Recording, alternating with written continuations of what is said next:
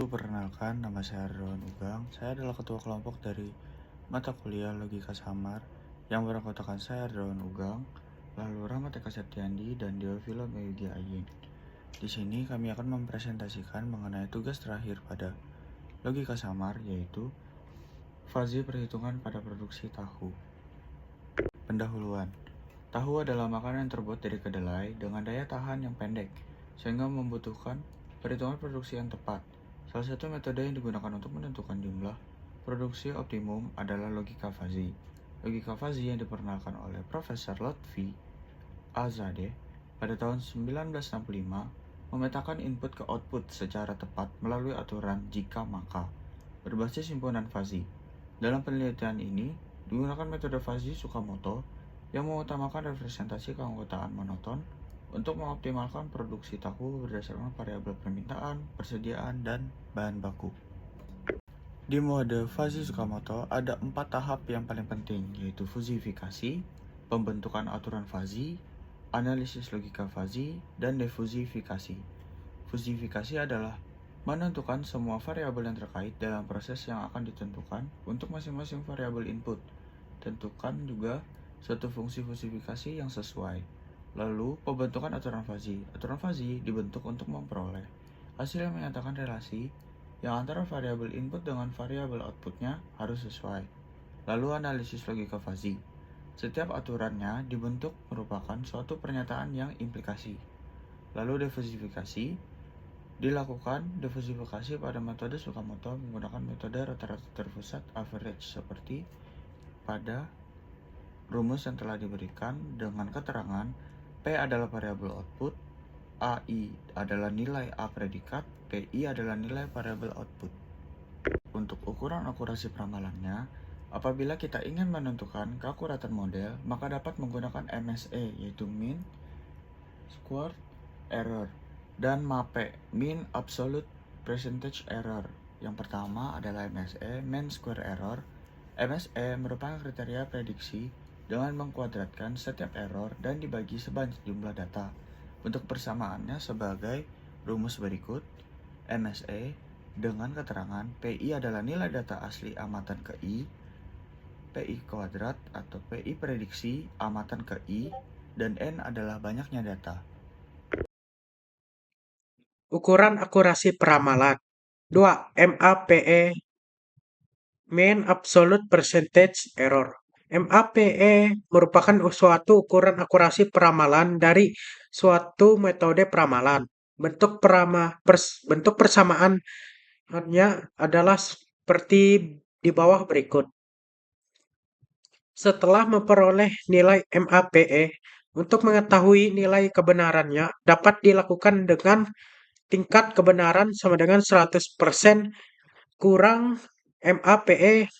Kriteria nilai MAPE menurut Chang, Wang, dan Liu 2007 adalah sebagai berikut. Di bawah 10%, kemampuan peramalan sangat baik. 10-20%, kemampuan peramalan baik. 20-50%, kemampuan peramalan cukup. Di atas 50%, kemampuan peramal buruk. Namun, menurut Markidakis, model yang tepat merupakan model yang memiliki MAPE sekitar 0% sampai 30%. Data penelitian.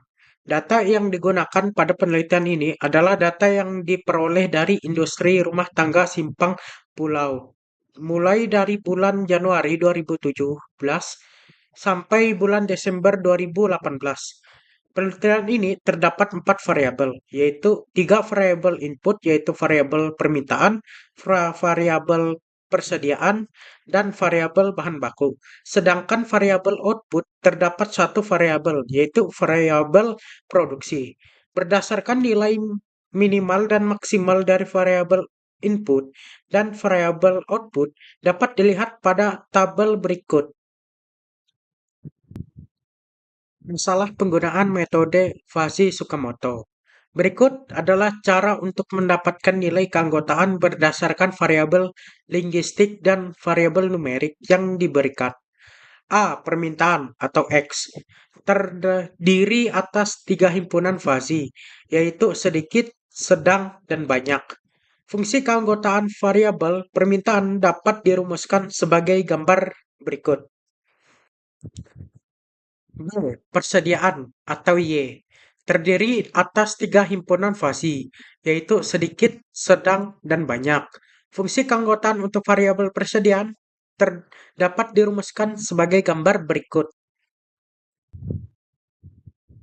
C. Bahan baku atau Z terdiri atas tiga himpunan fasi, yaitu sedikit, sedang, dan banyak.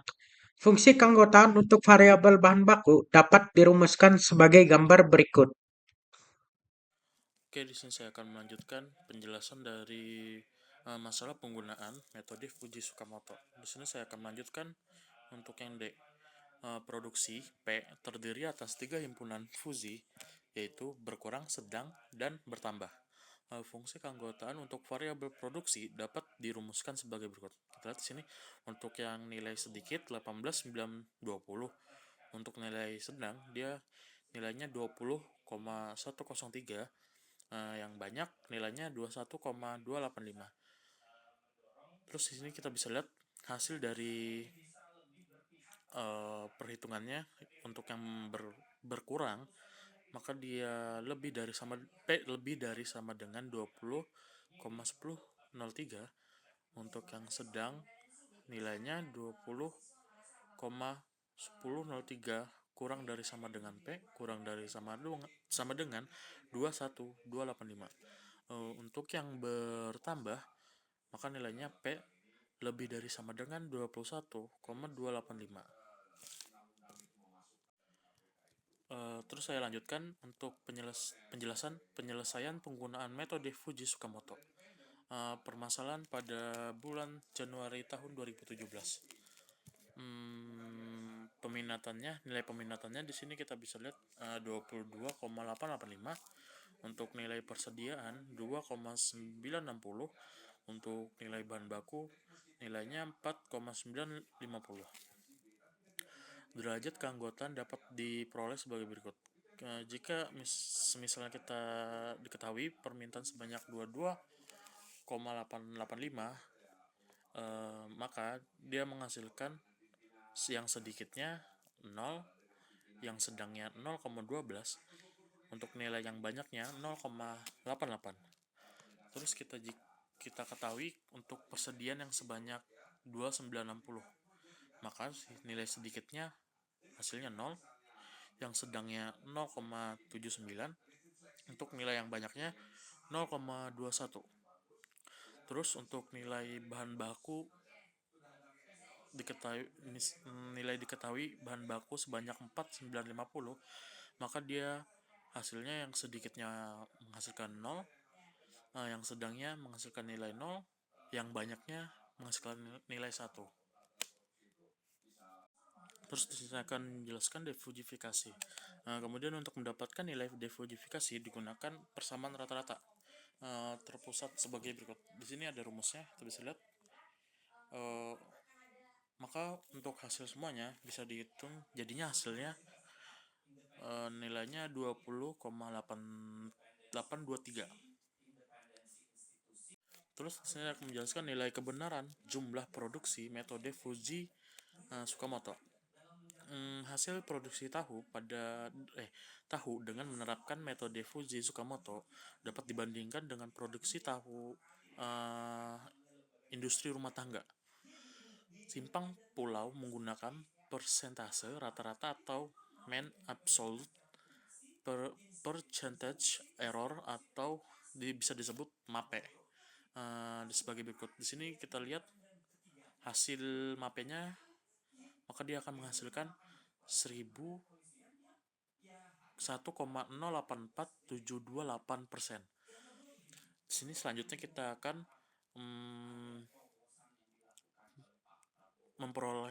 memperoleh tingkat keakuratan dari metode Fuji Tsukamoto. Dapat dilihat di sini 100% dikurang 1,084728%, maka dia akan menghasilkan 98,91%. Di sini kita mendapatkan nilai MAPE yang diperoleh kurang dari 10%, sehingga dapat disimpulkan bahwa nilai kebenaran jumlah produksi tahu menggunakan metode Fuji Tsukamoto sangatlah baik. Selanjutnya di sini kita lihat daripada gambar tersebut, bisa lihat dari bulan Januari sampai Desember 2018, dari 2017 sampai 2018, maka hasil dari perhitungan dari hasil Fuji Tsukamoto bisa dapat dilihat. Kesimpulan yang bisa kita ambil adalah dari pembahasan menyatakan bahwa metode Fuji Tsukamoto dapat diterapkan untuk menentukan jumlah produksi optimum berdasarkan permintaan, persediaan, dan bahan baku. Pada bulan Juli 2017, jumlah produksi tahu yang dihitung menggunakan metode ini lebih kecil dibandingkan dengan produksi di industri rumah tangga Simpang Pulau. Sedangkan pada bulan Januari 2017, hasilnya lebih besar. Tingkat akurasi peramalan mencapai 98,91% dengan nilai MAPE kurang dari 10%, menunjukkan bahwa metode ini sangat efektif dalam mengoptimalkan produksi tahu. Sekian presentasi dari kelompok kami, Bu. Terima kasih. Yang pertama, fungsi keanggotaan. Fungsi keanggotaan memiliki variabel permintaan sedikit, permintaan sedang, dan juga permintaan banyak. Terdapat juga persediaan yang sedikit, persediaan sedang, dan juga persediaan yang banyak. Dan terdapat juga bahan baku yang sedikit, bahan baku sedang, dan bahan baku banyak. Dan juga terdapat ada variabel output atau produksi. Terdapat produksi berkurang, produksi sedang, dan juga produksi bertambah. Di sini juga ada rule fasi dan defasifikasi. Ada rule pertama, permintaan sedikit dan bahan baku sedikit. Dan juga ada rule yang kedua, permintaan sedikit, persediaan sedikit, dan bahan baku sedang. Dan juga rule ketiga, permintaan sedikit, dan permintaan baku banyak. Yang memiliki total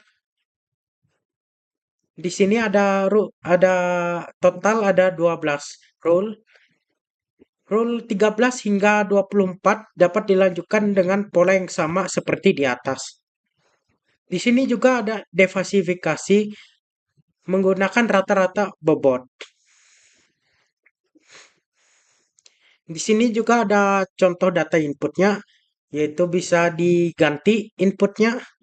Ada input permintaan, persediaan, dan juga bahan baku. Dan berikut adalah codingan untuk menghasilkan hasil produksi.